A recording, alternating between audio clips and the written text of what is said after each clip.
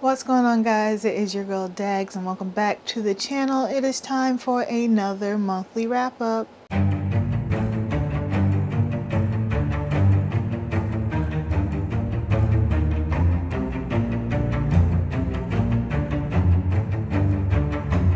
So we're going to jump right into this wrap up, but to save some time and to keep myself from repeating myself from the Manga Pride readathon, I'm going to skip over the titles that I talked about in that video. So if you want to hear about Boys of the Dead, Bad Boys, Happy Home, Birds of Shangri-La Volume 1 and Volume 2, Don't Call Me Daddy, Only the Flower Knows, Melting Lover, Gunjo, Love Me for Who I Am, or Matic, check out that video. I will leave the link down below and you can check out those reviews there. So today we are going to start with Volume 1 of Welcome Back Alice. So much fun. So much fun. So jacked up. I was going to include this in the Manga Pride readathon, but I was reluctant only because, you know, Shuzo Oshimi will give you a story and you'll think it's one thing and it'll turn out to be something completely different. So I didn't want to put this under the guise of LGBT plus, and then it turns out that our main character has other motives instead. This is about a group of friends, Kohi, Yui, and Kai, and they're in a bit of a love triangle. Both of the boys have a thing for Yui, and Kohi and Kai are also best bros, you know, bro code. Both of y'all like her, leave her alone. I thought that's what the code was. What do I know? Well, something happens. Anyway, Kai ends up moving away for the summer. I can't remember if they said he was being transferred or if he just left for the summer. We were never to see him again. Well, you know, Kohi is like, well, since Kai's out of the picture, I'm gonna scooch on over to Yui, excuse me. So then next semester, this beautiful blonde girl comes and is new to the class. And wouldn't you know it, this beautiful blonde's name is Kai. And then Shuzo Oshimi does what Shuzo Oshimi does. It makes terrifying female characters. It's quite the ride. I have no idea what to expect. That's why I said I was reluctant to put it in that vlog, because I thought that that's what we were getting into. But there's just the underlying maybe, just maybe, there's another reason why Kai is coming and female presenting, but we'll find out in Volume 2. I do have Volume 2. I haven't read it yet. I don't even think I hauled it yet. I haven't hauled it yet. But I can't wait to read it. I'm so excited. I'm trying to decide if I want to wait until all of them come out and then just binge it, because, you know, I am still reading Blood on the Tracks as it comes out and I don't want to get the two stories mixed up. Not that I think I would, but we'll see. Up next, I read the first 4 volumes of One Piece, and I mean, do I really need to tell you what One Piece is about? I don't think I do. But let me tell you, I am enthralled. I love it so much. Luffy is so much fun. These character designs are just absurd to me, but I love it so.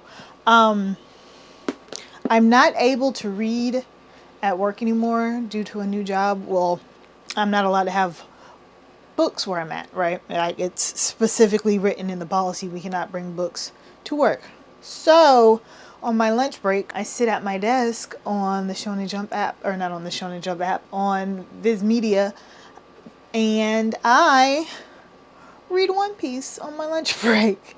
It's just, I don't know, it's just fun. I love Luffy so much.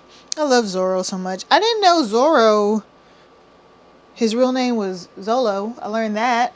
That was pretty cool. Say what you will about Usopp, but my boy's got heart, okay? Up next, I read Volume 6 of Zom 100 Bucket List of the Dead, and I think I'm starting to come down finally for my love of this series. I know a lot of people have checked out, and I was like, no, it's fine, we're gonna keep going. Well, last volume, I believe I said it was my least favorite volume, And now I think this one's my least favorite volume, and I really thought we were coming to a close, and then something happens at the end which tells me that it's not ending anytime soon. Am I still going to pick it up because it's a guilty pleasure? Absolutely.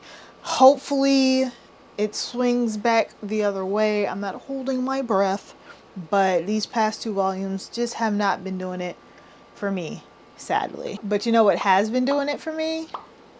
Vinland Saga. I love this story so much. This first chapter, I believe it's the very first chapter, chills down my spine. This right here, oh my gosh, just chills, actual chills. I love this so much.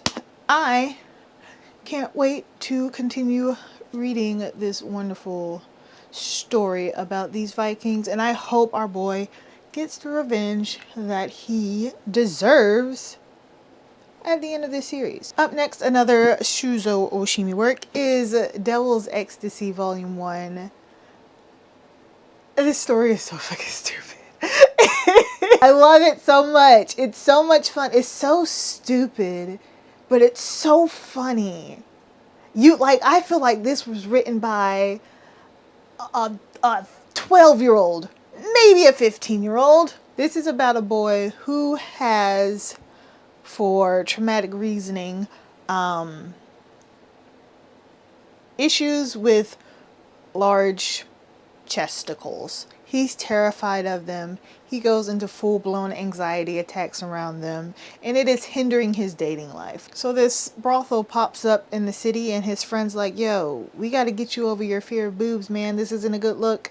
How are you going to live life? Let's go to the brothel. You can practice on the girls. They'll be patient with you, you know? Let's get your life back on track. Now, the women in the brothel are succubi, succubuses. And they're stealing the baby juice from men to make babies in their own special way. Oh my God, it's so stupid. Like, I wish I could show you panels out of here, but there's no way that I can because there's just boobs flopping all over the place. But definitely not for everybody. Definitely, I don't even know what to say about this one. I enjoyed it. It is not something like, if this were a novel, I'd be like, what is this? And I still even was like, what is this? But it's so absurd that I couldn't help but laugh, and that's what makes me want to continue reading this. It's just a mess. It's a whole mess, but I love it. I love it so much. Up next, I read Volume 1 of Alice in Borderland, and y'all, new favorite maybe? I think it's going to be. I never watched the movie, so I went into this super blind, which is what I wanted to do, and I am so glad that I did. I'm actually halfway through Volume 2 at the time of this recording. I love this so much. This is about a boy who is just hating life and wishes people would stop nagging him, and he just, you know, he's very angsty teenager. Then one day he ends up in a world where everybody's trying to kill him. This is a death game manga. His friends are transported with him, so that was kind of cool. It's cool in the beginning, like they're super excited. They're like, oh, what is this new place? No rules, no job, no school, let's get it. Until they realize they literally have to fight for their life every single day. This is so good and so much fun, and it is something that I know will be a top 10 for me. And last but certainly not least, I read Volume 4 of Mao, and I have decided that it is officially time for me to set Mao on the back burner. Not because I didn't love it, because I loved every moment of this, but I couldn't remember what happened in Volume 3, mostly because it's been so long since I read Volume 3, and I didn't want to go back and recap, which is what I should have did. I just started it and was like, what's going on, guys, and was lost halfway through it. But it's still action packed, it is still good, it is still fun. But what I'm going to do is wait until I have them and set it on the back burner. I do have Inuyasha, all except for I think the last 3 omnibuses, so I'm probably gonna replace this with that at some point. But I still love Mal. It's still near and dear to my heart, and we'll see Mal in the future. And that is everything that I have for you guys. Thank you so much for watching. Let me know what you read in the month of June. Again, if you want to see the other half of my June TBR, you can find it in the Manga Pride Readathon vlog. And I will see you guys in the next video. Bye!